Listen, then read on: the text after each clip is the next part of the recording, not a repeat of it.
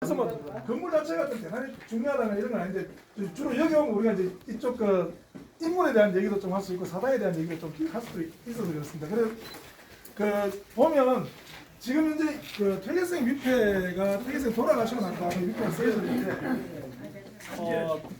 근데 몇 가지 부침을 좀 겪습니다. 그리고 이제 실제로 여기 이제 월전 조목성전만 이렇게 종양이 되어 있습니다. 우리가 그 보통 우리가 배양이라고 그래서 통칭을 쓰는데 중앙에 있으면 옆으로 이렇게 하면 좀 배양이라는 걸 쓰고 종양을 이렇게 소목을 따져서 이렇게 나오는 경우인데 지금 여기는 종양이 되어 있습니다. 이거는 이제 선생 옆으로 바로 이렇게 붙일 수가 없어서 그리고 뭐 월전 조목생이 여기에 종양되는 데는 여러 가지 이유들이 있습니다. 단독으로 종양되는 이유는 그런데 돌아가셨을 때가 이제 북인 세력 때였습니다. 광해군 때였기 때문에 그 당시 이제 월천 조목하고 북인 세력들과의 관계가 굉장히 왜냐하면 그 서해유성 형성이나 학봉 김성일생 같은 경우는 중앙적에 나와서 임진왜란을 몸으로 막았던 사람들이라면 월천 조목생은 벼슬이 안 나고 지역에서 의병운동을 하면서 같이 이렇게 정인홍이나 이런 분들하고 의병운동을 같이 쭉 해왔었습니다.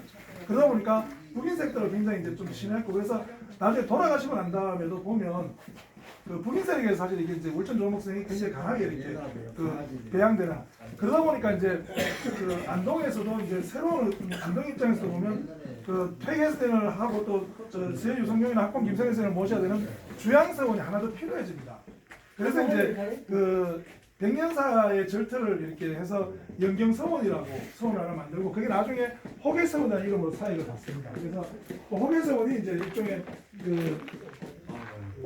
그래서 이게 예안에는 이게 이제 수문서원이라면 이제 안동구에는 그 호계서원이 퇴계선을 모시고 있는 가장 수문서원 거기에는 그 서해유성룡하고 학봉 김성일생이 이제 배양되는데 그 위치 문제를 가지고 사실 조금 이렇게 시끄럽게 다투는 게 우리가 잘 알고 있는 병원식이긴 한데 그 당시 처음 만들어질 때는 보면 병산서원의 설립이 먼저 됩니다. 근데 병산서원에는 위패를 옮겨서 이렇게 하면서 병산서원의 기능을 정지시켜버리고요.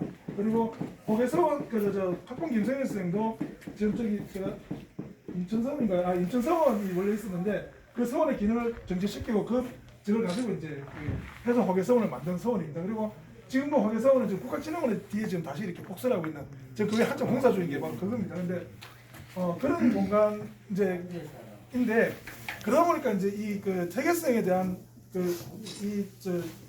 진주라든지 이런 것들도 여러 가지 좀 부침을 좀 많이 겪는데 이게 특히 이제 제가 여기 와서 이렇게 재밌게 말씀드리는 게 1904년인가 5년인가 그 위패 도난 사건이 발생을 합니다. 아침에 이제 유사들이 이렇게 문을 열었는데 퇴계성 위패는 어디 가고 없고요.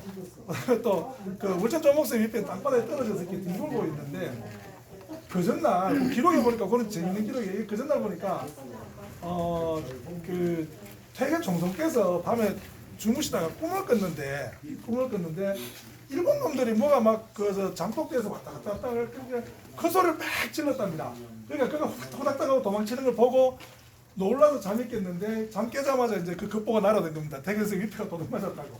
그래서 이제 그 당시에 보니까 이게 이제 그 퇴계성 위패가 도둑 맞았는데 그 전날 이 종선의 꿈을 보면 이 보나마나 일본 놈들이 훔쳐갔다. 이게 과학적 근거는 없습니다. 근데 일본 놈들이 훔쳐갔을 거다라고 이렇게 해서 이제 이 전체 유림들이 이제 저런 나쁜 일본 놈들 뭐 이런 이제 구조들이 만들어지는데 그게 사실은 일정 정도 우리가 굉장히 합리적 추론일 수 있는 게요. 그 당시가 이제 그 이전에 을미의병이 일어나고 또 이제 왕후가 이렇게 살해되고 거기를 이제 을미의병이라고 단발이 떨어지면 또 의병 운동이 계속 일어났던 중심지가 어디냐면 바로 여기가 중심지가 된다. 논의도 여기서 하고 통로를 그러니까 보면 이 지역의 구도가 도산서원이 일종의 그 몸통 역할을 좀 합니다. 여기서 어떤 의견을 모으고 결의를 하면 서원 쪽으로 이렇게 내리면 봉화 삼계서원이나 혹은 그 호계서원이나 병산서원이나 상주의 도남서원이나 이런 데서 실제로 행동대상들입니다. 그쪽에다 열을 모아서 이제 행동을 막 옮겨가고 하는 그런 역할들이었기 때문에 일본 입장에서 보면 아마 이 도산서원 해합이라는 게 굉장히 무서웠을 겁니다. 그리고 그 당시가 1903년, 4년, 5년 뭐 이런 시점이 되니까요.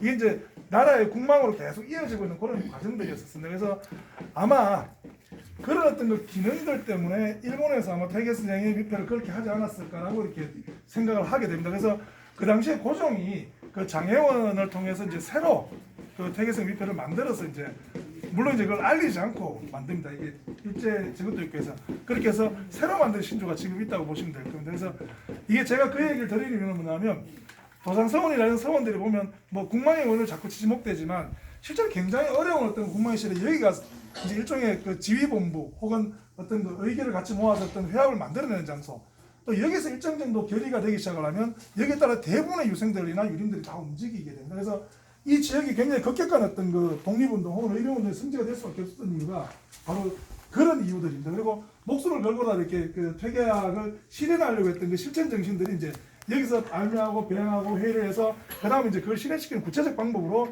그 이제 국망의 시절에 나라를 찾기 위한 어떤 노력들이 이어졌던 그런 공간이라고 이렇게 보시면 될 것 같습니다. 그래서 우리가 이게 저 도산서원이 지금 설립된 지가 한 500년 조금 더 되죠. 지금 1574년이니까 지금은 한 500년 뭐 거의 이렇게 되는데 그동안 굉장히 많은 부침들도 있었고 굉장히 이제 많은 그 뭐 역기능도 있고 순기능도 있었지만 적어도 이게 이제 이 도산서원이 있음으로 해서 이 지역 사회가 우리가 이제 굉장히 많은 어떤 읽을 수 있는 코드들이 존재한다는 걸 좀 보셨으면 좋겠고 지금 선생님들 연구하는 굉장히 많은 책들이나 이런 것들도 어떻게 보면 여기서 굉장히 귀중하게 관리되고 보존되고 만들어내고 또 이제 그 속에서 좀 잘못된 것들은 여기 어떤 결의를 통해서 좀 배척하기도 하고 이런 과정들을 통해서 이제 우리 어떤 전통문화, 정신문화 이런 것들이 계속 남아왔다고 보시면 우리가 중앙하고 조금 다른 개념의 어떤 그 지역에서 형평사회에서 이런 서원들이 어떤 기능을 했는지는 좀 잘 아시지 않을까 그렇게 생각이 듭니다. 지금 선생님 지금 시간이 어떻게 되죠? 저희 40분이니까 한 11시 10분 정도까지 좀 자유롭게 좀 둘러보시면 30분 정도 뭐 사진도 찍고 또 좀 앉아 계시고 싶은데 좀 앉아 계셔도 괜찮습니다. 그렇게 제가 밑에는 정말 좋습니다.